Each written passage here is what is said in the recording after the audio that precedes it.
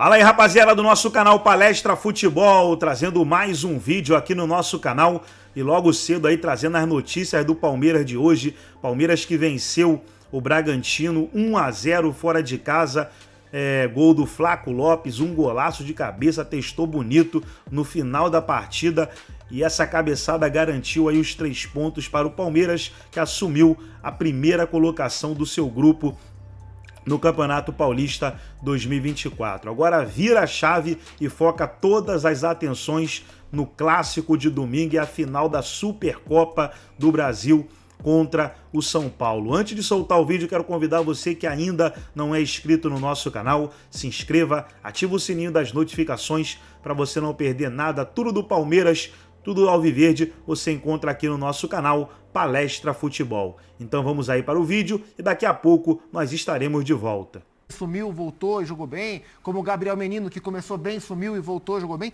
Acho que dentro de todo esse histórico, a gente tem esperança que isso aconteça. E dentro do perfil de elenco que o Palmeiras tem, acho que o Flaco Lopes é um cara que pode ser útil. Mas é por isso que o futebol brasileiro vende os garotos e contrata os jogadores de 30, 35 anos.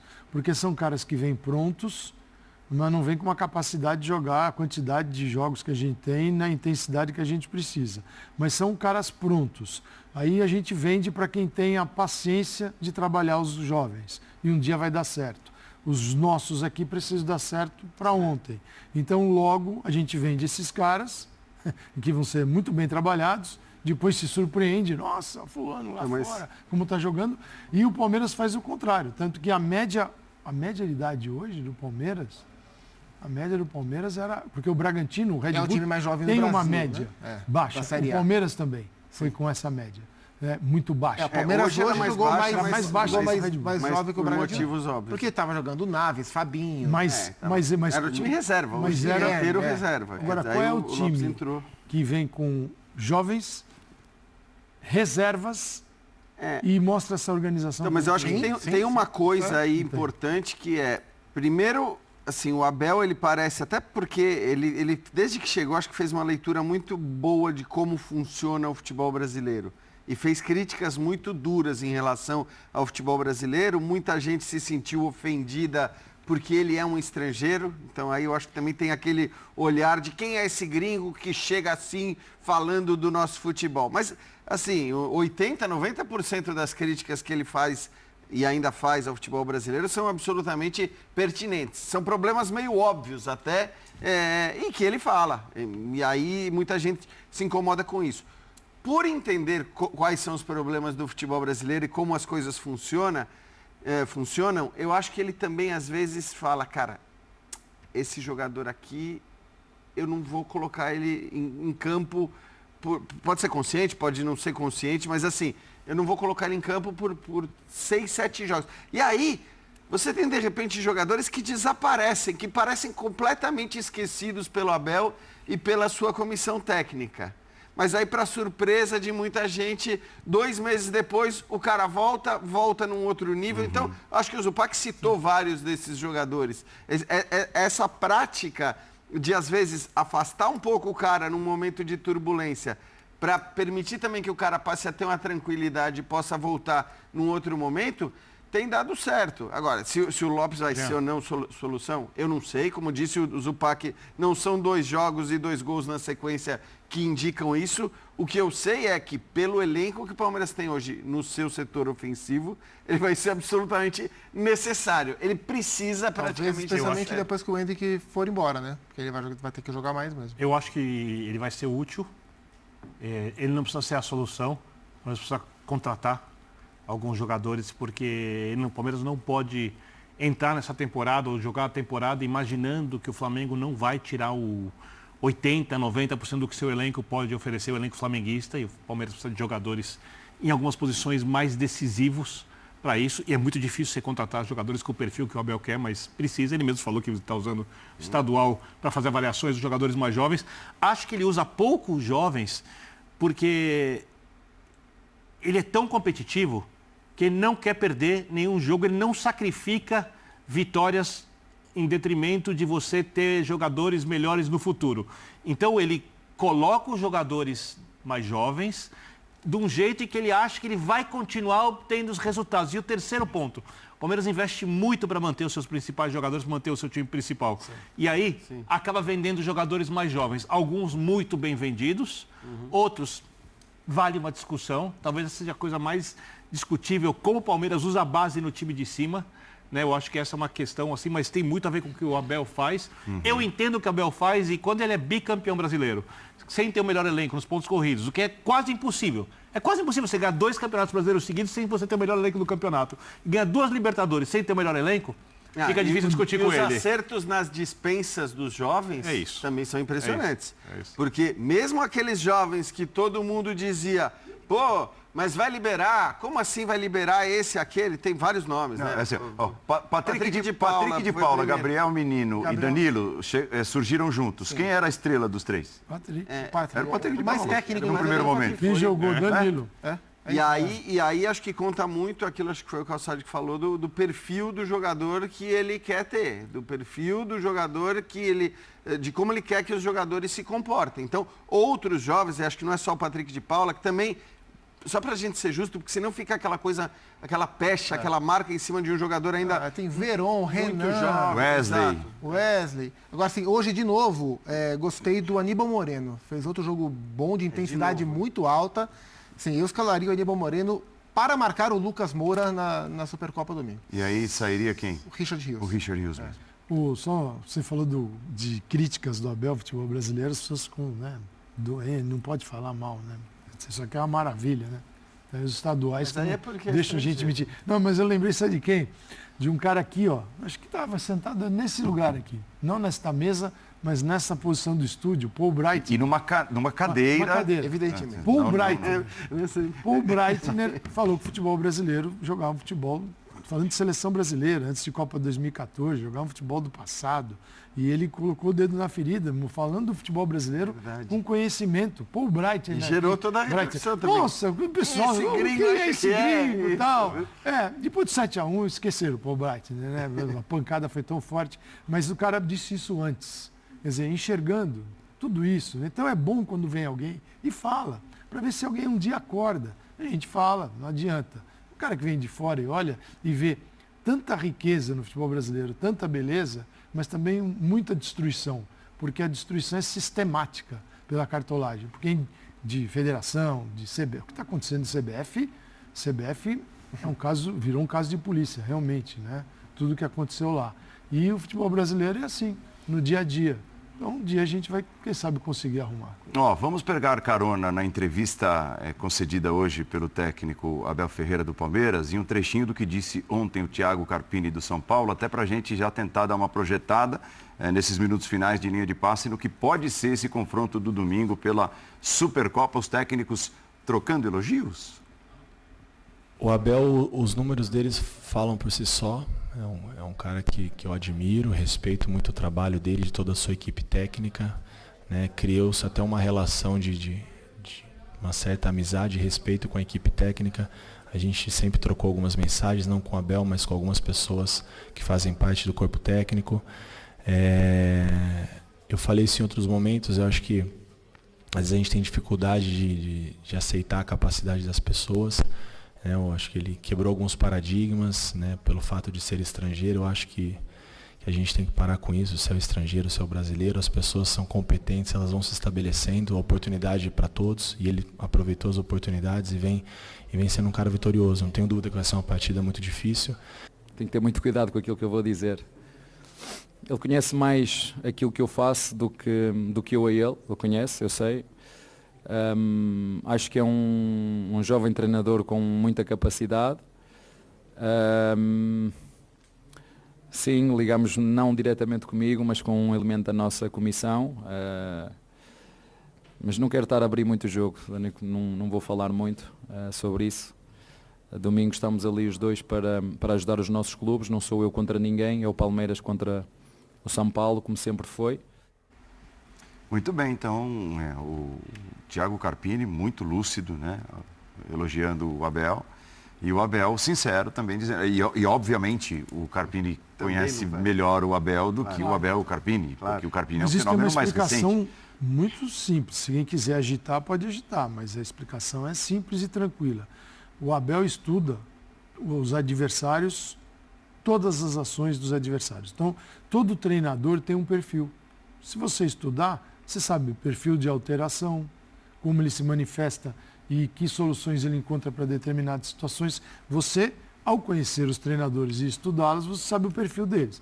O Carpini não é um treinador que estava na pauta de confrontos do Abel. Logo, ele não conhece o Abel. A base de dados é mais... Claro, E no enfrentou- São Paulo a base de dados é de 3 jogos. Em contrapartida, o Carpini, especialmente para disputar as finais do Campeonato Paulista pelo Água Santa, deve ter se debruçado demais em cima do Palmeiras. E ele venceu o jogo da final. É o primeiro jogo da final, o Carpini venceu, né? E o próprio Carpini fala, olha, agora eu vou ter um outro tipo de material humano. Assim, enfrentei o Abel pela Inter de Limeira, ganhei. Enfrentei o Abel pelo Santo André, perdi. Enfrentei o Abel pelo Água Santa, ganhei e perdi. Mas a minha realidade era outra. Agora ele tem material humano para E ele será mais jogar e frequente. ganhar. E esses né? confrontos O Palmeiras, tudo o São indica. Paulo tem todas as condições de ganhar do Palmeiras será domingo. frequente. Não é favorito e não dá para saber se vai. Mas que o São Paulo tem todas as condições de jogar melhor e vencer o Palmeiras domingo, pela maneira que as coisas estão acontecendo no São Paulo, isso para mim está bem claro. Eu acho que o ponto mais vulnerável do São Paulo, pelos jogos do estadual até o momento, é a marcação da jogada aérea de bola parada, que é o ponto forte do Palmeiras. Fortíssimo. Então, o São Paulo errou em todos os jogos, tomou gol assim, inclusive contra o Santo André em jogadas de bola parada. Errou contra o Corinthians no primeiro tempo. Também, sempre acontece pelo menos um lance, que alguém aparece livre para cabecear contra o Palmeiras. Contra o Corinthians assim também.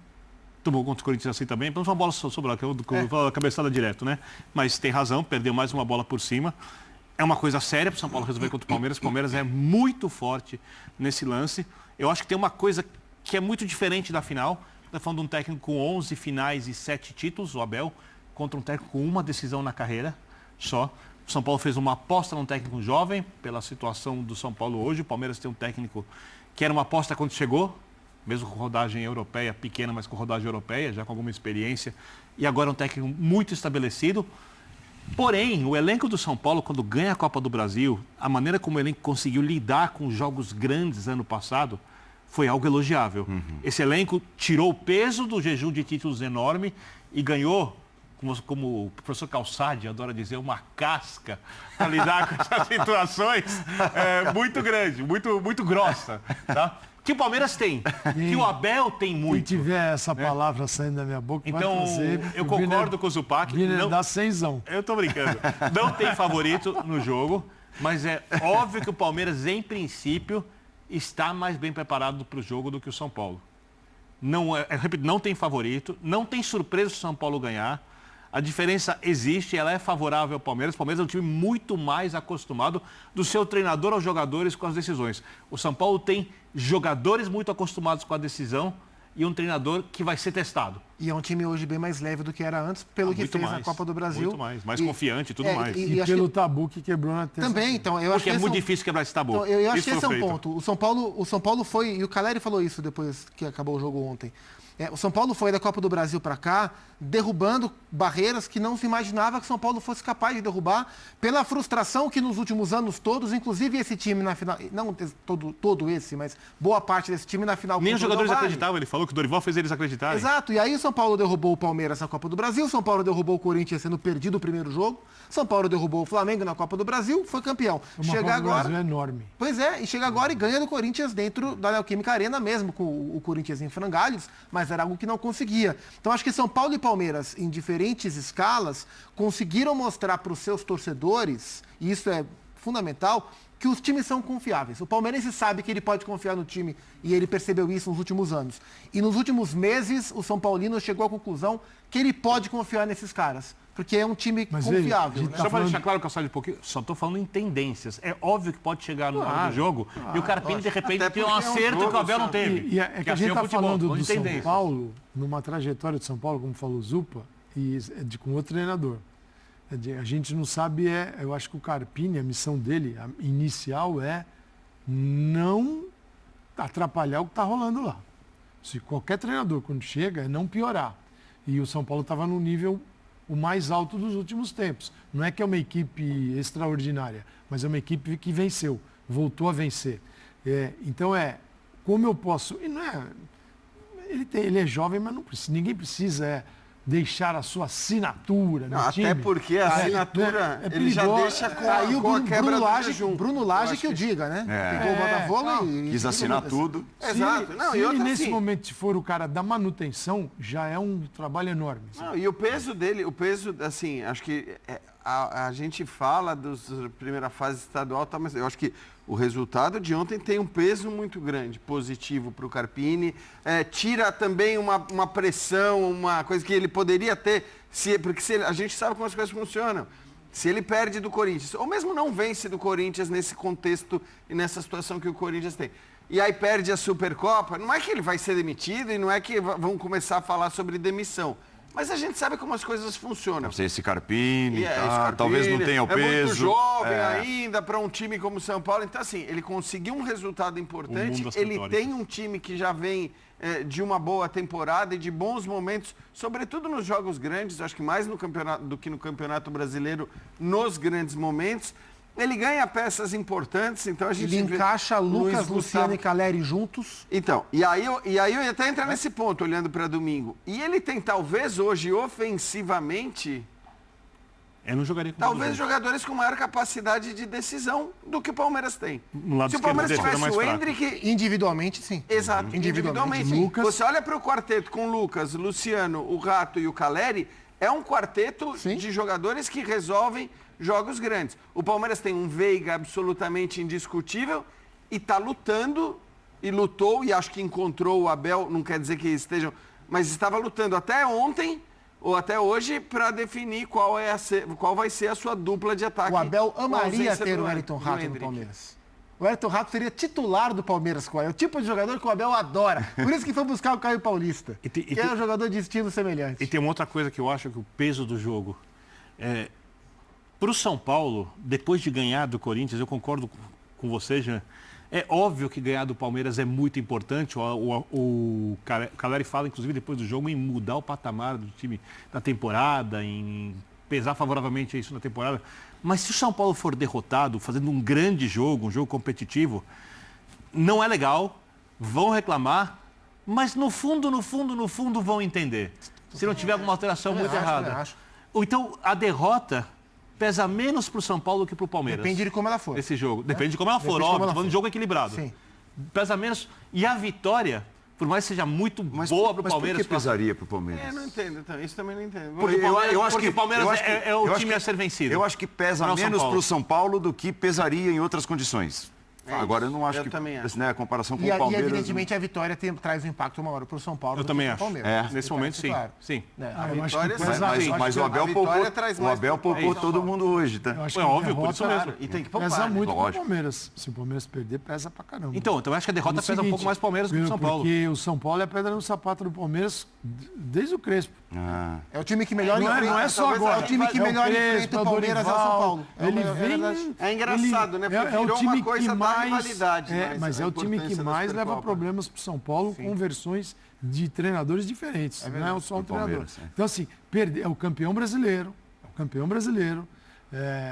E também quer vencer, cara. O Palmeiras não vai com o pé mole, o Palmeiras não vai, tá tudo bem. E o São Paulo, vai mais leve.